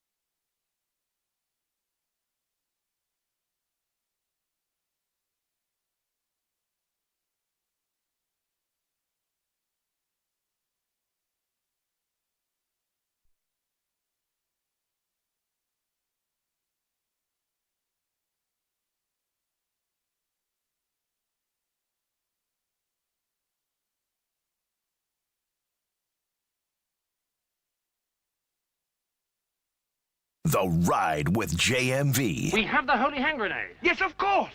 The holy hand grenade of Antioch. Right. 1, 2, 5. Lisa, 3. 93.5 and 107.5. The Fan. When I was waxing the staff table at IUP, Thanksgiving weekend, and the school was shut down for the playoffs, did I ever think something like this was possible? Probably not. But if you keep your nose down in life and keep working, anything is possible. And I'll tell you, as a guy that has done a game involving IUP, not football but basketball, that's Indiana University of Pennsylvania. As a Division II guy, which I have been since I enrolled at the University of Indianapolis in 1994, that means a lot to me too. That a guy that cut his teeth at the small college level can have success on the grandest of stages. Caroline, Eric, and Jimmy, we will get to you, as much of you in this segment. If not, we'll carry over to the next segment. I have been derelict in my text line duties. Now, John has the access code to the text line. I do not. So I make James read them for me. So please, sir, enlighten me. What have I been missing from the text line? We do have a listener wondering just how soon until IU starts to get 5-star kids for their football program. Sooner rather than later. I mean, it's great when we're the 2 stars and the 3 stars. If you see the kids that are the 5 stars that kind of meet the character requirement you have, you'll go for them. So, again, it's an era now where you're going to almost go portal first and then the high school recruiting class second. But those 5-star kids are heading this way too. Next. We have Caitlin here, and this kind of speaks to just how I think a lot of IU fans were feeling last night. She says, listening now as a double IU alum, married to an IU alum, wanted to say how emotional I felt last night watching this team with my young boys and thinking of how this win crossed every generation last night and brought joy to so many Hoosiers worldwide. Also, she coaches a second-grade boys basketball team, and at practice tonight, she is intending to use this team as a teaching tool for winning humbly and never giving up. That's tremendously well said. I saw this random tweet, and, you know, as a play-by-play broadcaster, I get to see, like, the different generations of names. And so, like, Peyton became a very popular first name in the state of Indiana. Before that, Damon became a very popular first name. I have had players, I've had Kobe's and LeBrons that I have called that have played high school basketball. Get ready 15 years from now when it comes to high school sports, how many Fernandos we're going to have. They're going to be, you know, all of a sudden, Fernando is going to become a much more popular name in the state of Indiana. Anything else from the text line, or should I go back to the phone lines? Last thing here, JJ and Fisher says, SEC, what? 3 straight years, 3 straight Big Ten champions as national champions. How's old Feinbaum feeling about that? You know, that kind of falls under the category of something that I may have touched on, but not fully stated on the program today. And that is that, and probably this is why I don't do a sports talk show on a daily basis. I keep my toe in the water and obviously appear on shows on a semi-regular basis, but I don't go back to doing one on a full-time basis. And that is this. I think one of my many talents that I have is that I can decipher who doesn't have the intelligence to where their opinion does not concern me. And I see a lot of you on social media that I am friends with going after those that not just have a different opinion, but you kind of go out and seek those that state an opinion you don't like and kind of go after them. And you realize that their comment is so bereft of intelligence that it probably doesn't require you to comment on it. You can just sit there, look at them and go, that person is a dumbass, and move on from them. Now, to Feinbaum's point, that is almost playing a character, all right? Since he has sat in a chair like this one and done that for audiences, and will always have an SEC slant. That's where his bread is buttered, for the better part of 35, 40 years. But, and trust me, Jimmy, I will make sure that the dump button is not used here. I will self-censor this. All right? You're welcome. I don't give a blank what Paul Feinbaum thinks, nor do I give a blank about Paul Feinbaum, period. And on that note, Caroline is up next at 317-239-1070. Hello, Caroline. Hi, Greg. How are you? I'm good. How are you doing? Well, I'm exhausted, and my throat, my voice is a little scratchy from yelling so much last night. Understood. Yep, just got home from Miami. How was obviously I know the end result. What was the experience like? Well, it was fantastic. I got a couple things to say about Miami in general. Great host city. Traffic was a little crazy, but the airport, everybody from the airport, hotel, restaurant people were fabulous. And before the game, walking around the stadium, Miami fans were pretty loud and boisterous. After the game, walking back to the bus that I was going to in the bus lot, most of them were very polite. Congratulations to us. Great game. So, support to them, and was very nice to see. Outstanding. So it was great. We just had the best time. I get emotional, like one of your other It's okay. people that were texting or something. I was very fortunate. I got to stay at the hotel that the team was staying at. And I have to tell you, we ran into so many of the players, trainers, security people, a wide variety of people that were on the team or associated with the team. And every single one of them were so polite, accommodating. We didn't try and dominate them as far as their time, but just in the elevators or walking back and forth, everybody from Pons to the punter, everybody, all those kids were so polite and confident. They weren't cocky. Yeah. They weren't sassy. They were just confident. We're going to get this done. It's great. And I just couldn't be more proud of them in the way they conducted themselves. Last night, after we got back from the stadium, we stayed for the whole ceremony, got back on the bus, and came back to the hotel, and the lobby was packed.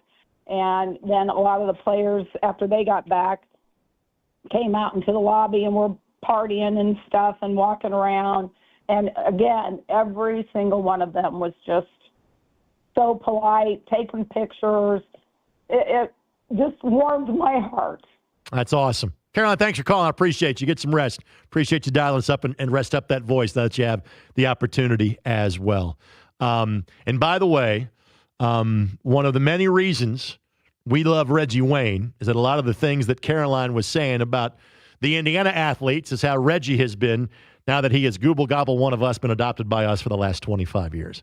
And as soon as the game was over, goes to Twitter and congratulates Indiana and offers his respect.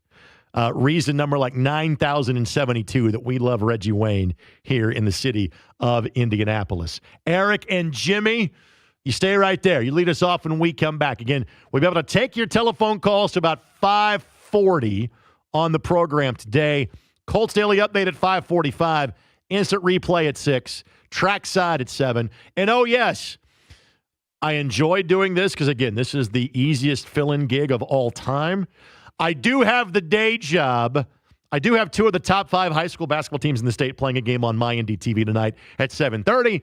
So I got to get to Plainfield for Plainfield and Lawrence North coming up this evening as well. But my focus is you. My focus is the Indiana Hoosiers. We'll keep taking your telephone calls next. 93.5 and 107.5 The Fan.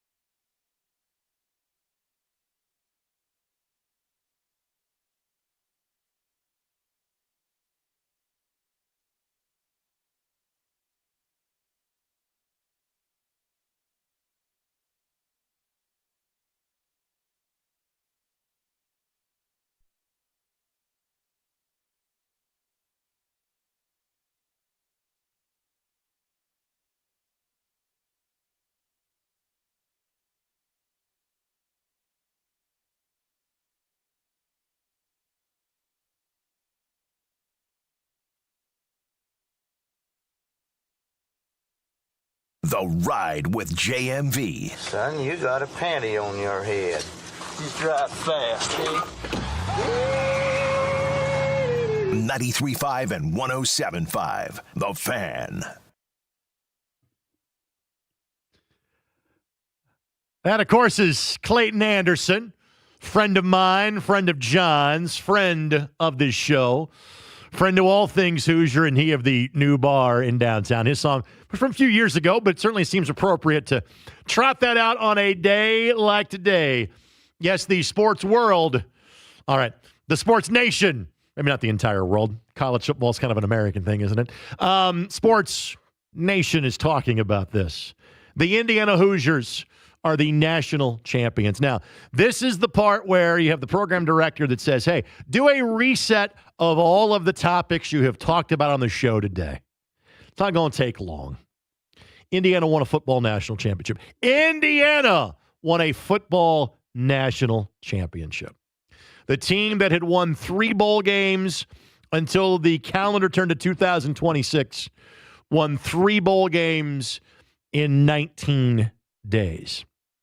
That Indiana. The Indiana that had not played in a Rose Bowl since the 1967 season in 58 years and proceeded to just smack around Alabama in said Rose Bowl.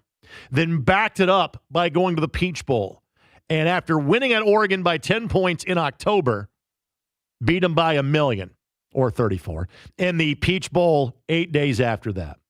And again, give credit where it was due. Miami did things against Indiana that Oregon nor Alabama came close to doing. Okay, Miami made that a game. But Indiana found a way to get the job done. Whether there's a punt block, whether it was a gutsy call. I made the comparison that normally on Twitter last night, normally brass and IU is related to a spittoon, the trophy that they play Michigan State for. Brass last night was attachments to make that call, to go forward on 4th down, and then for Mendoza to make the play in which he did. We have opened the show up to you today. It was me for the first 25 minutes of the show, just talking about trying to put some context of reference to how remarkable this championship is and maybe how it changes things going forward for Indiana University and obviously for their athletic program. And since that time, I have simply allowed you to tell your story as an IU fan watching the game last night. If you get to tell the story of, hey, I went to games with my mom and dad. I went to games with my grandfather. Have a buddy of mine that posted last night that his family has had seats that his grandma and grandpa had. So he's like got 3rd row season tickets. And obviously there's a greater demand for those seats than have ever been there before.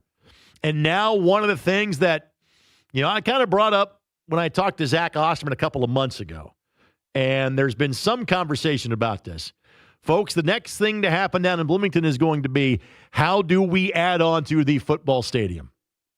Because there's, 50-something thousand seats down there now? You could sell a lot more tickets than that, given what has happened over the course of the last couple of years. So that's the next step in the process for Indiana. Not just how do you get more butts in seats. Now, you've done that. Now, how do you get more seats for butts? That's the next step for the football program. But right now, it's simply about enjoying the ride that just took place over this year, over the last night, over the course of the college football playoff, and give us your thoughts as to how you're feeling the day after. The day after normally doesn't have a good connotation to it. It has a wonderful connotation to it today. Eric's been on hold for half an hour. Let's fix that now. 317-239-1070. Hello, Eric. Hey, Greg. Funny you just mentioned tickets. I'm going to mention that here in a second. I became a Hoosier fan for 4 hours yesterday. 30 years I grew up near Columbus, Ohio, ushered during the Archie Griffin years. But I've been here for 30 years in JMV's neighborhood, actually, for 30 years. Married a Hoosier, have a lot of relatives a Hoosier. But at halftime, I went in, I bought some Ohio State IU football tickets for this coming up season. And guess what? By the end of the game, they doubled in price, but they are not for sale. From me. Thanks for the call. Thank you, Eric. Appreciate that. That date has been leaked as October the 17th. And, Kirk Herbstreit alluded to it last night, and I will give you what is now an outdated reference about Indiana football, okay? There used to be these things called media guides, and I'm sure they're still online in terms of the stats and facts and records and et cetera. But normally guys like me that covered, football, you get a media guide for the Pacers, media guide for the Colts. We used to have like a bookcase of them for every NFL team. And you'd get that for every college football team as well. And invariably, the cover shot of Memorial Stadium was going to be the day that they played Ohio State, the last time they played them, because the colors almost matched. And so you could, print the shot of, here is a full stadium. You don't have to worry about that now. A, that picture or that book maybe doesn't exist. But B, the stadium will be full of Indiana's own volition. Now, just like an NFL game, this will, like when Ohio State's here in October, there's going to be Ohio State fans there because they travel. But guess what? In every venue Indiana plays at next year, there's going to be Hoosier fans. Because now people will want to try to replicate what just happened. And maybe people start better plan for a college football playoff game or 2 or 3. Or I'm more likely to go watch my team on the road in Ann Arbor or Madison or Los Angeles. Like I guess we can now start looking up who IU's opponents are for next year, right? We can now have that conversation in terms of what Big Ten teams are playing. I know Ohio State is coming here. That much I know. I'll look up the rest in a matter of moments. Let's get to Jimmy's telephone call next. 317-239-1070. Hello, Jimmy. Hey, Greg. As you can tell, my voice is still recovering from last night as well as I wait in West Palm to fly home. This team won more games this season than they did in the 4 years I was at IU. And to experience it ending in a national championship last night was unreal. The friends I was with, I kept saying, is this real? Like, I'm still in disbelief. I texted Kevin and James this morning and said the same thing as I walked on Hollywood Beach wearing my Cody Zeller jerseys. And everybody who saw me said, congratulations on the win. And this is just super surreal for me that, my 4 years in early 2000s, we had 15 wins as a football program, and we did 16 this year. Yeah. So I'm super grateful that I had the support of my family and friends to come make this trip. So that's awesome. Jimmy, safe trip home, buddy. I appreciate you sharing your story with us. I think back to since he mentioned early 2000s, and I was around for a lot of those. I have the role as the Colts postgame show host. The first time I was affiliated with a team like that being a postgame show host was actually 2005, was Hepner's first year. I did that for the Indiana University Radio Network. So 1 year that I did it. And I think that year it was all 3 non-conference wins and then beat Illinois. I think they went 4-7, I remember right. I talked about the great progress that the program was making. Yeah, those were some lean years. I mean, the Hoosiers went, from 93 through 2006 without making a bowl game? And they win 16 games in one season. Again, and you will hear, I remember Reese Davis saying this. Remember one of the analysts from Get Up saying this. And others have said a variation of this. And you've frankly heard me say this over the last couple of years. I'm not sure I have the words to accurately describe what is happening here. Or my brain has yet to process what is happening here. the more we talk about it, the more real that it seems. That Indiana is the football national champs. Let's get to Gary's telephone call next. 317-239-1070. Hello, Gary. Hey, how you doing? I'm I good. got three quick thoughts about this Hoosiers championship season. The first one is Elijah Surratt going down was a blessing in disguise because that made Charlie Becker prove to Mendoza that he can be trusted. Yep. The guy just throws the ball up, and Charlie Becker, he comes down with it every time. That's one. Two, the Penn State game in Happy Valley, the throws Mendoza made obviously captured a Heisman for him, but that was pretty much as close as they've been tested. That in the Oregon game. So that was the second big moment. And number three, I want to hear your thoughts on this. Is it possible, just a little, that Kurt Signetti is underpaid, given everything that's transpired? I'll hang up and listen. Thanks. Well, I guess I would phrase it this way. He's not underpaid, but Indiana has made the math work, all right? In other words, and I saw this on a LinkedIn post about what it has done for Indiana in terms of the amount of applications that have gone up, the amount of donor money that's gone up, the amount of sponsorship money that has gone up. So clearly you have invested in coach, in staff, frankly, in player salaries. Those are significant capital expenditures. But Indiana has hit on their gamble, and it has made the university money. And it will continue to do so. Again, the amount of influx of admissions or applications, is better said, to Indiana University over the next several years because of what people saw over the course of the last few months will be jaw-dropping. And again, this is where the comparison to Butler and their run to back-to-back championship games actually makes sense.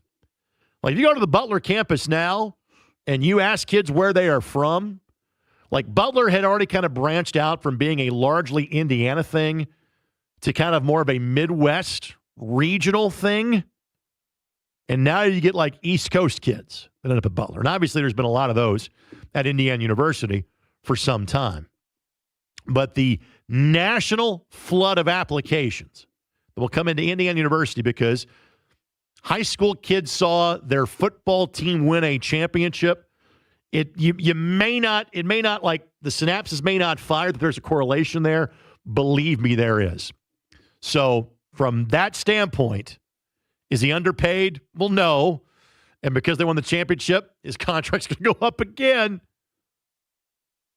But you have made millions on top of the millions you have invested if you're in Indiana University. All right, we're going to get to more phone calls when we come back, but I did promise this. So here is I don't have the dates other than non-conference in the Ohio State game. Here's what the schedule looks like for Indiana next year. North Texas, Howard, and Western Kentucky. And by the way, you can't bitch about non-conference schedule when you won the national championship. Your formula worked, all right? So no complaining. And by the way, North Texas, pretty good. Just missed the college football playoff this past year. So those are your three non-conference games, first 3 weeks of the season. Ohio State is October the 17th. The other home teams, your home games you will get, Minnesota, Northwestern, Purdue, and USC. If you want to travel with the Hoosiers, this is where all you get to go. Just 4 road games next year. Ann Arbor, Lincoln, Rutgers, and the gorgeous Husky Stadium in Seattle. That's the 12 games the Hoosiers got next year. They played 16 this year. They won every stinking one of them, including the last one. Indiana's the national champs in football. We'll keep talking about it next. 93.5 and 107.5 The Fan.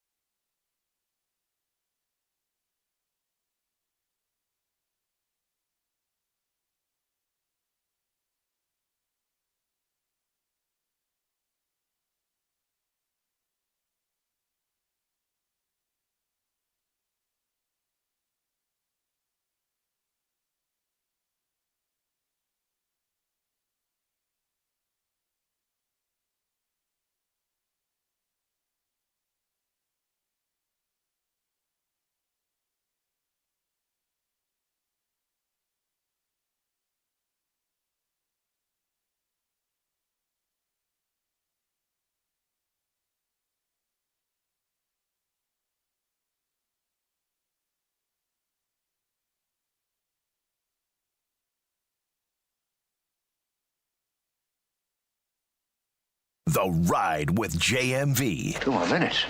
They could be miles off course. That's impossible. They're on instruments. This is going to be a real sweat. 93.5 and 107.5. The Fan.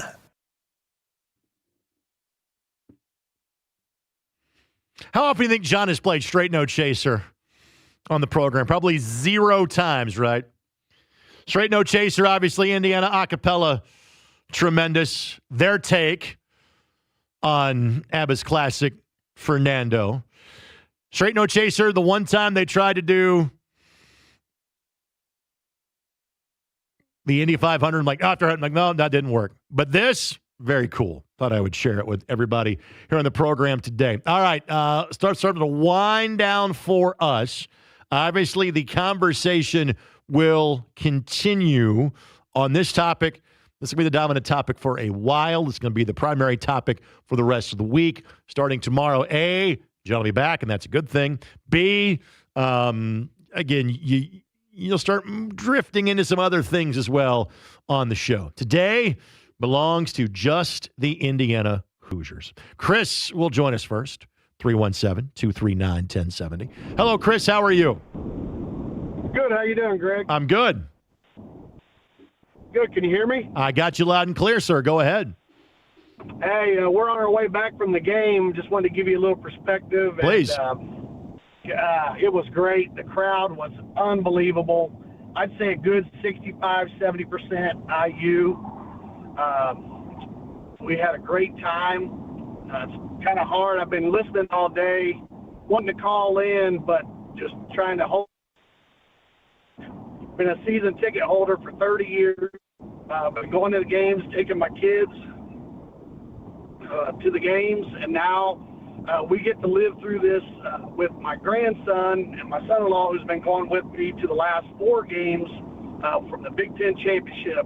Getting to experience the Rose Bowl together, and my grandson's 9. So he's getting to live through this as winners, not like the rest of us have had to get through all these rough years of IU football.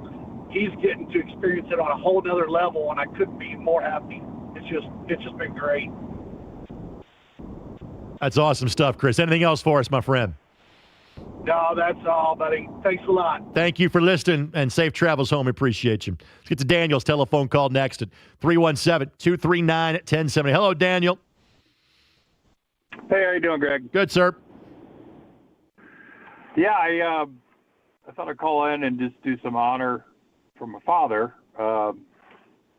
58 years ago, both my mom and dad were at the Rose Bowl. Oh, that's awesome. They hadn't met yet. My mom would go on to get her undergrad from IU Bloomington, and my dad would get his law degree from IU School of Law.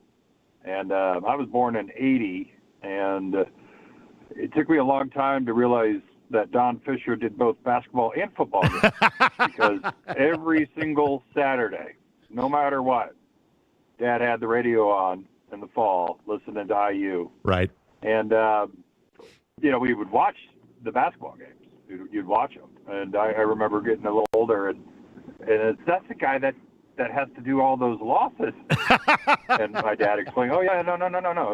I'm calling in my dad, unfortunately, and my mom have Alzheimer's dementia. Oh. And about a couple of years ago, literally right when Signetti kind of got hired, Dad forgot most of our names, forgot a lot of things. And so over the last 2 years, especially last night, me and my older siblings really wanted to honor our father in this victory.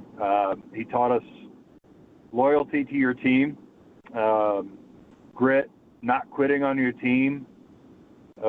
All of those Saturdays from being a baby at 1980 all the way until, he had to leave the house and go into assisted living, he would listen to Don Fisher. And without fail. We don't have side teams because of my dad. I'm an IU grad myself. Last night, as my 12-year-old son was crying from joy because he said he finally had a team that won it all, I just thought back to my own dad and when I was 7 and we won in 87 with the basketball. And how much joy we had. And it's pretty interesting to hear everybody call and talk about 20, 30 years. And I've heard some stories about people going to the Rose Bowl, but right. When your father, it's tough. You know, I won't lie, it's really tough. I'd love to be able for him to watch it and see it and understand it. Yet I think wherever he is mentally, that the Hoosier gods are shining down on him and smiling. And his name's Philip Dudley Burrows, and I swear to God, I think he listened to every single IU football game all the way until he couldn't. Sounds like a great all the way back into the 60s. Sounds like a great man, and you're a good son. Daniel, thank you so much for sharing that story. I appreciate it. Thank you. That's awesome. And again, it's unique to Daniel, but my guess is there's a lot of stories that sound like that. And again, that's the power of sports. And you sometimes inheriting your fandom can feel like a curse. And until the last couple of years, that's kind of how you felt about IU football. Why did you put this on me?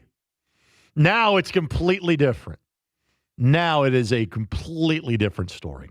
All right, James, do you have some comments on the text line? I believe you told me during the break you had some text line comments you wanted to share. I do. One of our listeners says, 5-star recruits may be nice, but give me that 2 or 3-star recruit with a humble heart, a hunger in his belly, and a chip on his shoulder. And then he quotes Sig here. It can be done. Absolutely. Very, very good point. Let's get to John's telephone call on line number 2.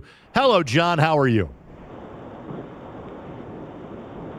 Oh, I guess that's me, right? Yes, that's you. So you're like, sound, and I go to John. Yes. I had no idea. John Natali, ISC Sports Network. How you doing, sir? I'm good. How are you? I'm doing fantastic. So real quick, now that the college football season's over and NFL has a week hiatus, let's go back to Indiana's first passion in high school basketball tonight. Frontier Falcons out at Rossville, see if they can't stop the Lady Hornets from getting an 11-game winning streak and moving that record to 19-1. ISCSportsNetwork.com. Now, Greg, I want to go back to September. I got a text from you very early in the morning, and it simply said, pick up the phone. And so I did. And on the other side of that phone was Mr. Don Fisher. And I've never had a dog in the fight when it comes to college sports. And he asked me if I could help out on the Kennesaw State side. Absolutely, I took that opportunity. So some way, I feel I'm a part of what Indiana did this year. And even though not having a college following, that means a lot to me. You know, I'm kind of still brand new to the state. I understand the order of importance here when it comes to sports. And Indiana, to me, is the top dog, and to have a part of that was really, really humbling. So I need to thank you for that text message back in September. I do want to make an observation. I made the real big mistake of hopping on the Twitter machine this morning and seeing what people were saying. And I don't know how this victory drew so many LSU and Notre Dame fans out of the woodwork. LSU talking about 2019, how that was the greatest team ever. Well, you know what? Birkenstocks and Crocs were big in 2019. Where did they go? And then Notre Dame saying that they were the last team to beat Indiana. Well, they were the first team to lose to Miami. So we have that. And then second, Greg, and I want to get your opinion on this after, you know, I make the statement, is that I don't understand why people are saying that Indiana cheated, that they have older players, that they're NIL, anything like that. They have the same concessions and permissions as the other 135 teams in college football that are eligible for the CFB. And I don't think the NCAA was like, okay, Alabama, Ohio State, and Indiana, you can have all of this, but Charlotte, UMass, and Akron, no dice. You have to play by the 2024 rules. So that, to me, is kind of like, you know, it's an excuse train to me. And I want to get how you feel about that. An excuse train is a good way to describe it. People don't like being outsmarted, and they feel like Indiana has somehow gamed the system. And to a certain degree, they have. They have utilized this new landscape better than anybody else to be able to elevate their status from an also-ran in college football to suddenly the national champion. There is often a safety and familiarity as well, of which Indiana is clearly not that. But basically, you said it very well, the excuse train. We didn't do this, so I'm going to try to attack the side that did. So, frankly, sour grapes is the best way to describe it. All right. That's what I wanted to hear. Greg, have a good rest of your night, and I appreciate you having me on. Thank you, buddy. Thanks for calling the show, John. We appreciate you. All right. We got to get to a break. We have time for one or two more telephone calls, and that's it for today in terms of my conversations about IU. I may, if time allows, try to thank a few particular people and recognize a few particular people that I'm not saying deserve credit, but just that I know are appreciative of the way things have played out and with last night's win. We'll do that when we come back. 93.5 and 107.5 The Fan.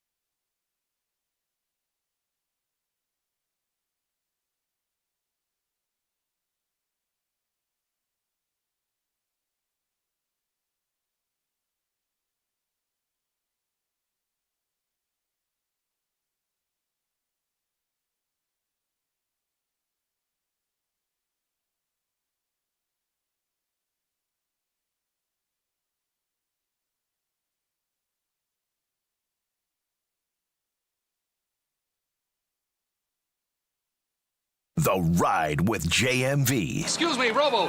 Any special message for all the kids watching at home? Stay out of trouble. 93.5 and 107.5. The Fan.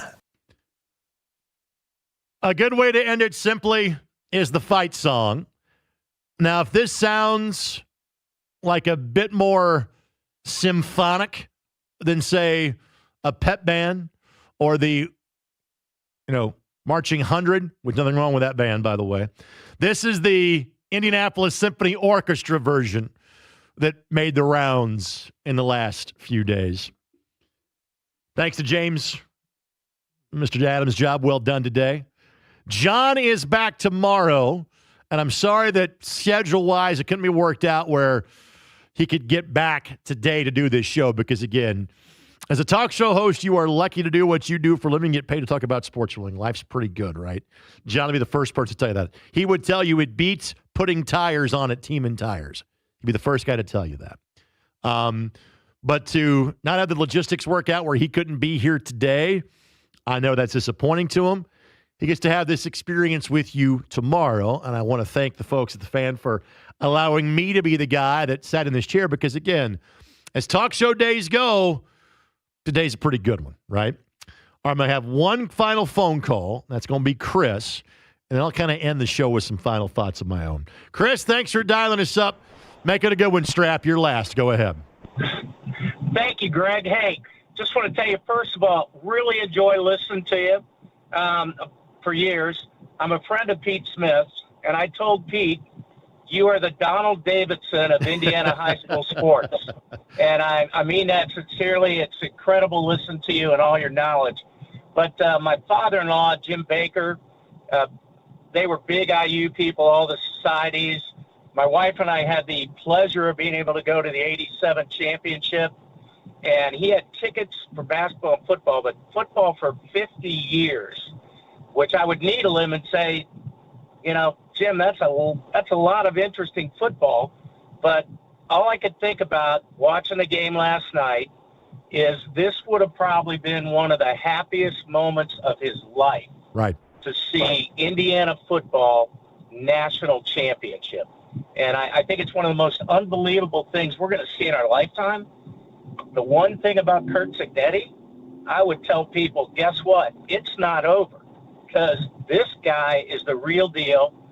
He's got the program on just fire, and you're going to have these things where now he's got the alumni on fire. So I couldn't be happier to be in Indiana.